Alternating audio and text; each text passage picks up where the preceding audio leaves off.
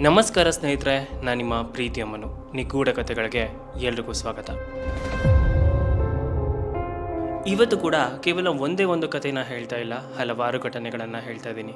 Privacy ರೀಸನ್ಸ್ಗಳಿಂದ ನಿಜವಾದ ಹೆಸರನ್ನು ಉಪಯೋಗಿಸೋದು ಬೇಡ. ಈ ವಿಡಿಯೋ ನಾನು ಹೇಳುವಂಥ ಎಲ್ಲ ಹೆಸರುಗಳು ಕೇವಲ ರೆಫರೆನ್ಸ್ ಆಗಿರುತ್ತೆ. ಸೊ ಇನ್ಯಾಕೆ ತಡ ಮಾಡೋದು, ಬನ್ನಿ ಶುರು ಮಾಡೋಣ. ಸೂರ್ಯ ಇವನು ಎಜುಕೇಷನ್ ಮುಗಿಸಿ ಊರಿಂದ ಬೆಂಗಳೂರಿಗೆ ಕೆಲಸ ಮಾಡೋದಕ್ಕೆ ಬಂದಿರ್ತಾನೆ. ಬೆಂಗಳೂರಿಗೆ ಬಂದಮೇಲೆ ಇವನು ಹಾಸ್ಪಿಟ್ಲಲ್ಲಿ ಕೇರ್ ಟೇಕರ್ ಆಗಿ ಜಾಯ್ನ್ ಆಗ್ತಾನೆ.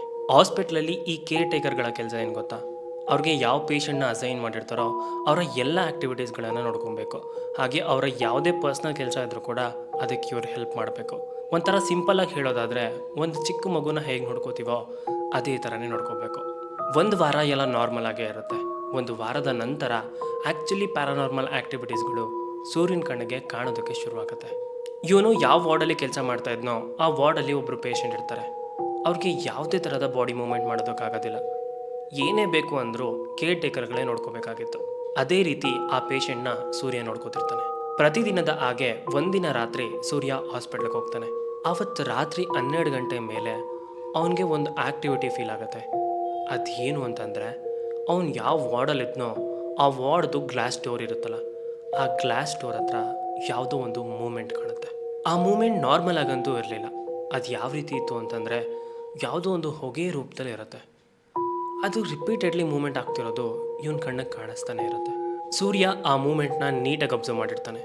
ಅವತ್ತು ಒಂದಿನ ಮಾತ್ರ ಅಲ್ಲ, ಪ್ರತಿದಿನ ಮಧ್ಯರಾತ್ರಿ ಇದೇ ರೀತಿ ಎಕ್ಸ್ಪೀರಿಯನ್ಸ್ ಆಗ್ತಾ ಇರುತ್ತೆ. ಪ್ರತಿ ರಾತ್ರಿ ಇದೇ ರೀತಿ ಅನುಭವ ಆಗ್ತಿದ್ದಾಗ ಸೂರ್ಯ ಹೋಗಿ ನೈಟ್ ಶಿಫ್ಟ್ ಕೆಲಸ ಮಾಡುವಂಥ ಸ್ಟಾಫ್ಸ್ಗಳ ಜೊತೆ ಹೇಳ್ಕೊತಾನೆ. ಅವ್ರು ಯಾರು ಕೂಡ ಇದ್ರ ಬಗ್ಗೆ ತಲೆ ಕೆಡಿಸ್ಕೊಳ್ಳಲ್ಲ. ಇಷ್ಟೆಲ್ಲ ಆದಮೇಲೆ ಸೂರ್ಯ ಇದ್ರ ಬಗ್ಗೆ ಯಾರಿಗೂ ಹೇಳ್ಕೊಡೋದಕ್ಕಂತೂ ಆಗ್ತಿಲ್ಲ. ಬರೀ ಇದು ಒಂದೇ ಅನುಭವ ಅಲ್ಲ, ಇದ್ರ ಜೊತೆಗೆ ಇನ್ನೊಂದು ಆ್ಯಕ್ಟಿವಿಟಿ ಕೂಡ ಆಗುತ್ತೆ. ಅದೇನು ಅಂತಂದರೆ, ಸೂರ್ಯ ಒಂದೇ ಒಂದು ನಿಮಿಷ ಹೊರಗಡೆ ಹೋಗಂಗಿಲ್ಲ.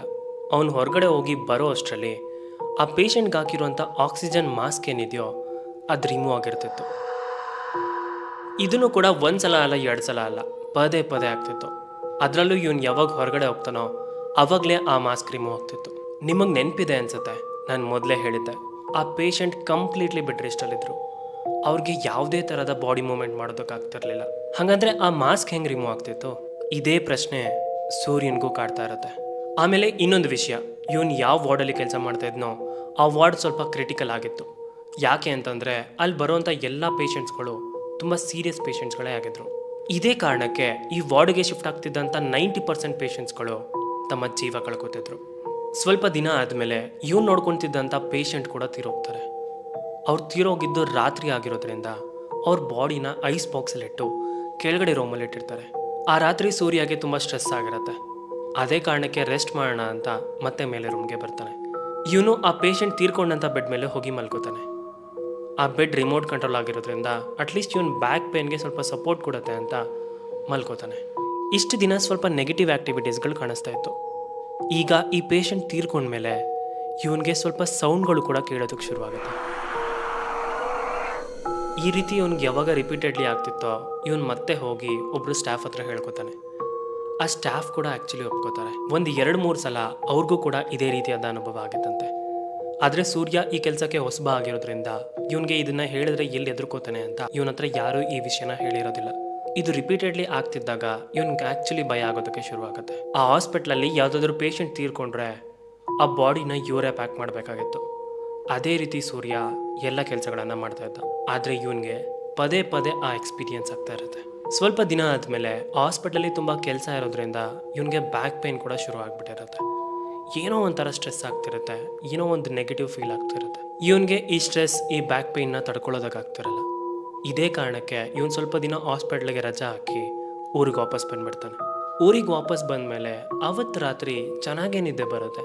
ಇವನಿಗೆ ಯಾವುದೇ ಥರ ಬ್ಯಾಕ್ ಪೇನ್ ಫೀಲ್ ಆಗಲ್ಲ. ಈ ಬ್ಯಾಕ್ ಪೇನ್ಗೆ ಯಾವುದಕ್ಕೂ ಹೋಗಿ ಒಂದು ಸ್ಕ್ಯಾನ್ ಮಾಡಿಸ್ಕೊಂಬರೋಣ ಅಂತ ಸ್ಕ್ಯಾನ್ ಮಾಡಿಸ್ಕೊಂಡು ಬರ್ತಿರ್ಬೇಕಾದ್ರೆ ಇವನಿಗೆ ಒಂದು ಆಕ್ಸಿಡೆಂಟ್ ಆಗುತ್ತೆ. ಆಕ್ಸಿಡೆಂಟ್ ಆದಾಗ ಸೂರ್ಯ ಅನ್ಕಾನ್ಷಿಯಸ್ ಆಗಿರ್ತಾನೆ. ಅವನಿಗೆ ಎಚ್ಚರ ಆದಾಗ ಈ ಆಕ್ಸಿಡೆಂಟ್ ಹೆಂಗಾಯಿತು ಅಂತಲೇ ಅರ್ಥ ಆಗಲ್ಲ. ಇನ್ನೊಂದು ವಿಷಯ, ಇವನಿಗೆ ಆಕ್ಸಿಡೆಂಟ್ ಆದಾಗ ಬೇರೆ ಯಾವ ಬಾಡಿ ಪಾರ್ಟ್ಸ್ಗೂ ಏನೂ ಆಗಿರೋದಿಲ್ಲ. ಆದರೆ ಮುಖಕ್ಕೆ ಮಾತ್ರ ತುಂಬಾ ಗಾಯ ಆಗಿರುತ್ತೆ. ಆ್ಯಕ್ಚುಲಿ ಅವನ ಮುಖದಲ್ಲಾಗಿರುವಂಥ ಗಾಯಗಳ ಫೋಟೋ ಕೂಡ ನನಗೆ ಕಳಿಸಿದ್ದ. ಅದನ್ನು ನೋಡಿದಾಗ ನನಗೆ ಸ್ವಲ್ಪ ಡಿಸ್ಟರ್ಬ್ ಫೀಲ್ ಆಯಿತು. ಇಷ್ಟೆಲ್ಲ ಆದಮೇಲೆ ಮನೆಯವ್ರು ಸುಮ್ಮನೆ ಇರ್ತಾರ? ಸೂರ್ಯ ಅವ್ರ ತಾಯಿ ಒಂದು ದೇವಸ್ಥಾನಕ್ಕೆ ಹೋಗಿ ಇದ್ರ ಬಗ್ಗೆ ಕೇಳಿಸ್ತಾರೆ. ಅದಕ್ಕೆ ಅಲ್ಲಿದ್ದಂಥ ಒಬ್ಬರು ಸ್ವಾಮಿ ಹೇಳ್ತಾರೆ, ಇವನ್ ಸ್ಕ್ಯಾನಿಂಗ್ ಮುಗಿಸಿ ವಾಪಸ್ ಗಾಡೀಲಿ ಬರಬೇಕಾದ್ರೆ ಗಾಳಿ ರೂಪದಲ್ಲಿ ಆ ನೆಗೆಟಿವ್ ಎನರ್ಜಿ ಕೂಡ ಇವನ್ನ ಫಾಲೋ ಮಾಡ್ತಿತ್ತಂತೆ. ಇವನಿಗೆ ಆಕ್ಸಿಡೆಂಟ್ ಆಗಿರೋದು ಕೂಡ ಅದೇ ನೆಗೆಟಿವ್ ಎನರ್ಜಿಯಿಂದ.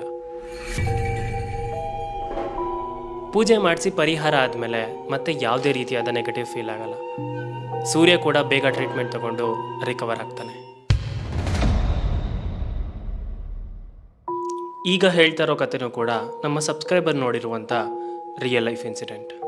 ಇದು ನಮ್ಮ ಸಬ್ಸ್ಕ್ರೈಬರ್ ಅವರ ಕಸಿನ್ ಅವ್ರ ಸ್ಟೋರಿ. ಭರತ್ ಬೆಂಗಳೂರಿನ BEL ಅಲ್ಲಿ ಕೆಲಸ ಮಾಡ್ತಿರ್ತಾನೆ. ಇವನೊಂದು ಹಾಸ್ಟೆಲಲ್ಲಿ ಉಳ್ಕೊಂಡಿರ್ತಾನೆ. ಇವ್ರ ಹಾಸ್ಟೆಲಲ್ಲಿ ಬಟ್ಟೆ ಒಗೆದು 3rd ಫ್ಲೋರಲ್ಲಿ ಒಣಗಾಕ್ತಿರ್ತಾರೆ. ಒಣಗಾಕಿದ ಬಟ್ಟೆನ ತರೋದಕ್ಕೆ ಹೋದವನಿಗೆ ಏನಾಯಿತು ಅಂತ ಗೊತ್ತಿಲ್ಲ, ಬಿಲ್ಡಿಂಗ್ ಮೇಲಿಂದ ಬಿದ್ದು ಬಿಡ್ತಾನೆ.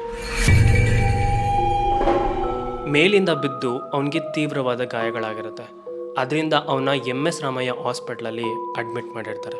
ಭರತ್ ಹಾಸ್ಪಿಟ್ಲಲ್ಲಿ 3 ತಿಂಗಳು ಸಾವು ಬದುಕಿನ ನಡುವೆ ಹೋರಾಡ್ತಿರ್ತಾರೆ. ಟ್ರೀಟ್ಮೆಂಟ್ಗೆ ಅವ್ನ ಬಾಡಿ ಸಪೋರ್ಟ್ ಮಾಡದೆ ಒಂದಿನ ಅವ್ನು ತೀರ್ಕೋತಾನೆ. ಅವನಿಗಿನ್ನು 24 ವರ್ಷ ವಯಸ್ಸು. ಅವ್ರ ತಂದೆ ತಾಯಿ ಎಷ್ಟು ಕನ್ಸ್ಕೊಂಡಿದ್ರೋ ಏನೋ, ವಿಧಿಯ ಕೈವಾಡ ಅವನ್ನ ಕಳ್ಕೋಬೇಕಾಯ್ತು. ಅವನ ಬಾಡಿನ ಊರಿಗೆ ತಗೊಂಬಂದು ವಿಧಿವಿಧಾನಗಳನ್ನೆಲ್ಲ ಮುಗಿಸಿ ಅಂತ್ಯ ಸಂಸ್ಕಾರ ಮಾಡ್ತಾರೆ. ಈ ಘಟನೆ ಆದ ನೆಕ್ಸ್ಟ್ ಡೇಯಿಂದಾನೆ ಊರಿನ ಜನರಿಗೆ ವಿಚಿತ್ರವಾದ ಅನುಭವ ಆಗ್ತಾ ಇರುತ್ತೆ. ಎಷ್ಟೋ ಜನಕ್ಕೆ ಊರಿನ ಸುತ್ತಮುತ್ತ ಇವನು ಕಾಣಿಸ್ಕೊತಿರ್ತಾನೆ. ಹಾಗೆ ಇವನು ತುಂಬ ಪರಿಚಯ ಇರೋರ ಜೊತೆ ಮಾತಾಡೋ ರೀತಿ ಅನುಭವ ಆಗುತ್ತೆ. ನನಗೆ ಬಂದಂಥ ಕತೆಗಳಲ್ಲಿ ಒಂದು ಸಿಮಿಲರ್ ವಿಷಯ ಏನು ಗೊತ್ತಾ, ಯಾರಾದರೂ ಸತ್ತ ಮೇಲೆ ಅವ್ರ 11 ದಿನದ ಒಳಗೆ ಅವರ ಆತ್ಮಗಳು ಇಲ್ಲೇ ಸುತ್ತಮುತ್ತ ಇರುತ್ತೆ ಅನ್ನೋದು. ಅದೇ ರೀತಿ ಈ ಘಟನೆಯಲ್ಲೂ ಕೂಡ ಅವನ ಆತ್ಮ ಸುತ್ತಮುತ್ತ ಇರುತ್ತೆ.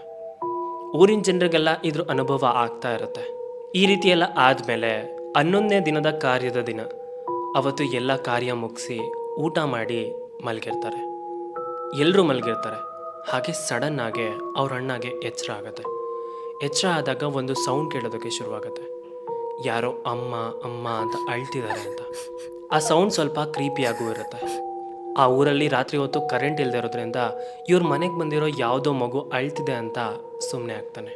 ಸರಿ ಅಂತ ಇವನು ಮಲ್ಕೋತಾನೆ. ಬಟ್ ಆ ಸೌಂಡ್ ಇನ್ನೂ ಜಾಸ್ತಿನೇ ಆಗ್ತಿರುತ್ತೆ.